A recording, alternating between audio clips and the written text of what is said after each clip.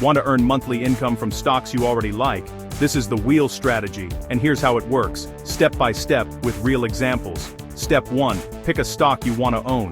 Let's say AMD is trading at $100. You sell a cash-secured put at $95. That means you agree to buy AMD at $95, and you get paid upfront. Now, two things can happen. If AMD stays above $95, the option expires worthless. You keep the premium and repeat. If AMD drops below $95, you get a sign. You buy 100 shares at $95. Now, you own the stock. Time for step 2. Sell a covered call at a higher strike, say 105s. Again, you collect a premium. Two more outcomes.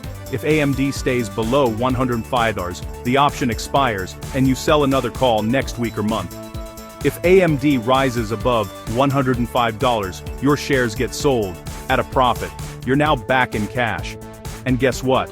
The wheel resets. Sell another put, collect rent, repeat. This strategy works best with stocks you don't mind owning and in sideways markets where time is your friend. Just remember, manage risk, don't chase high premiums on junk stocks, and always be ready for assignment. That's the full wheel strategy, explained. Like and follow if you want a printable decision tree and weekly trade ideas.